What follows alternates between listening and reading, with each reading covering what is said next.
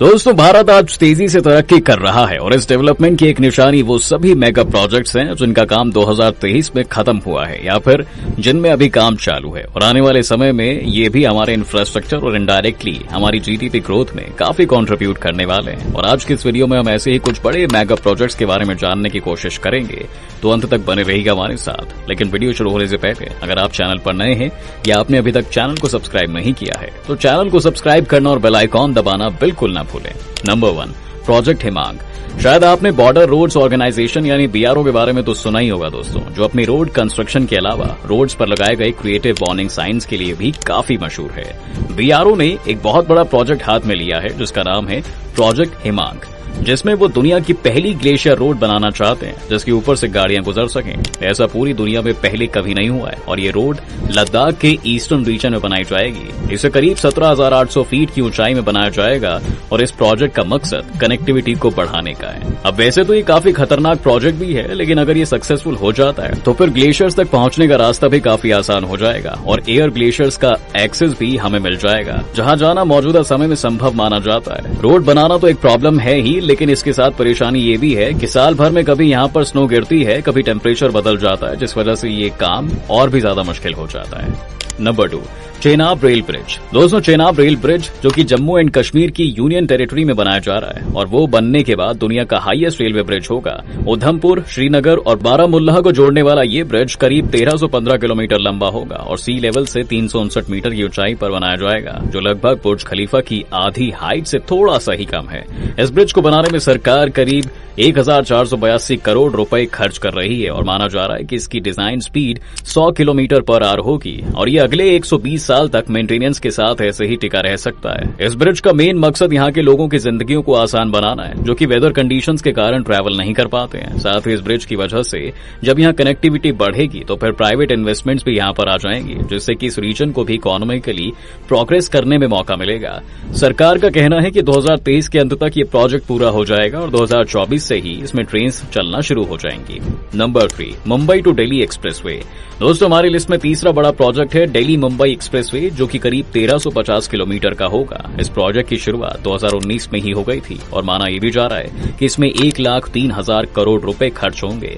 2 बड़े महानगरों को कनेक्ट करने वाला ये एक्सप्रेसवे इकोनॉमिक एक्टिविटीज को भी एक नया बूस्ट देगा और साथ ही लोकल डेवलपमेंट में भी कंट्रीब्यूट करेगा। दोस्तों, पैंडेमिक के समय इसकी कंस्ट्रक्शन कुछ समय के लिए रुकी हुई थी, लेकिन अब ये फिर से चालू हो गई है। सड़क और परिवहन मंत्री नितिन गडकरी ने राज्यसभा में सूचित किया था कि जुलाई 2021 तक 350 किलोमीटर की रोड बनकर तैयार हो गई थी। इस प्रोजेक्ट को 2 अलग अलग फेज में बनाया जा रहा है, जिसमें पहले फेज में 8 लेन रोड बनाई जाएगी और दूसरे फेज में 12 लेन रोड्स। खबरों की माने तो जनवरी 2025 तक इस प्रोजेक्ट के पूरे होने की संभावना दिखाई दे रही है। Number 4, Mumbai trans harbour link यानी MTHL प्रोजेक्ट। दोस्तों, Mumbai trans harbour link MTHL, जिसे शिवड़ी नाहवा शेवा सी लिंक प्रोजेक्ट भी कहते हैं, एक 14,000 करोड़ रुपए का प्रोजेक्ट है जिस पर अप्रैल 2018 से ही काम शुरू हो गया था। ये सी लिंक शिवड़ी और नाहवा शेवा के इलाकों को आपस में कनेक्ट करेगा और इसकी लंबाई करीब 22 किलोमीटर की होगी। इसके पूरे होने के बाद ये भारत का सबसे लंबा सी लिंक होगा और इसे 4 पैकेजेस में बनाया जा रहा है। पहले 2 पैकेजेस सी बेस्ड हैं, यानी वो समुद्र के ऊपर होंगे और तीसरा पैकेज लैंड बेस्ड है। आखिरी पैकेज यानी पैकेज 4 में दूसरे काम देखे जाएंगे, जैसे कि intelligent transport systems, toll management system, electric works, highway illumination systems को इंस्टॉल करना है और साथ ही एडमिनिस्ट्रेटिव बिल्डिंग्स को भी बनाना।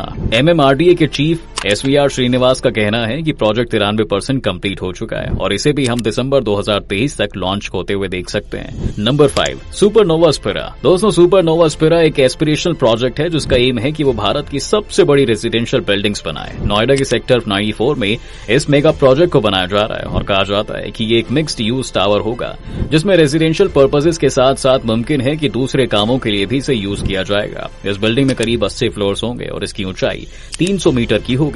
सुपरटेक जो कंपनी इस प्रोजेक्ट को बना रही है, उसके मुताबिक 90% काम अभी पूरा हो चुका है और मुमकिन है कि 2024 के अंत तक इसे पब्लिक के लिए ओपन कर दिया जाएगा। अपनी कंप्लीशन के बाद ये बिल्डिंग भारत का सबसे बड़ा स्ट्रक्चर होगी और इसकी हाइट वर्ल्ड 1 स्काई स्क्रैपर से भी बड़ी होगी, जो मुंबई में स्थित है। Number 6, Navi Mumbai international airport. दोस्तों, नवी मुंबई इंटरनेशनल एयरपोर्ट, जिसे BB पाटिल इंटरनेशनल एयरपोर्ट भी कहा जाता है, एक 16,700 करोड़ का प्रोजेक्ट है जो नवी मुंबई में बनाया जा रहा है। इस एयरपोर्ट की नींव 2018 में प्रधानमंत्री ने रखी थी और अप्रैल 2021 में इसकी कंस्ट्रक्शन भी शुरू हो गई थी। इस प्रोजेक्ट को 3 अलग अलग फेजेस में बनाया जा रहा है, जिसमें पहले फेज में इसे हर साल 2.5 करोड़ पैसेंजर्स को एकोमोडेट करने के लिए बनाया जाएगा और फिर तीसरे फेज आते आते इसे एक्सपैंड करके 9 करोड़ पैसेंजर्स को एकोमोडेट करने के लिए बना दिया जाएगा। इस प्रोजेक्ट को Navi Mumbai international airport limited द्वारा बनाया जा रहा है, जो कि अडानी एयरपोर्ट्स होल्डिंग और CIDCO यानी कि city and industrial development corporation of Maharashtra का ही एक जॉइंट वेंचर है, जिसमें अडानी का शेयर 74% है और CIDCO का शेयर 26%। इस एयरपोर्ट के बनने के बाद ये मुंबई मेट्रोपॉलिटन रीजन का दूसरा एयरपोर्ट होगा और कहा जा रहा है कि 2025 तक ये पूरी तरह से ऑपरेशनल भी हो जाएगा। नंबर 7, भारतमाला परियोजना प्रोग्राम। भारतमाला परियोजना एक काफी बड़ा मेगा प्रोजेक्ट है जो कि 10 लाख करोड़ से ज्यादा की लागत से बनाया जाएगा और इसका मकसद है कि भारत में रोड कनेक्टिविटी को बेहतर किया जाए, जिसके लिए कई सारे इकोनॉमिक कॉरिडोर्स, इंटर कॉरिडोर और फीडर रूट्स, एक्सप्रेसवेज और बाकी कई तरह की रोड्स होंगी, जिनकी कंबाइंड लेंथ 83,677 किलोमीटर होगी।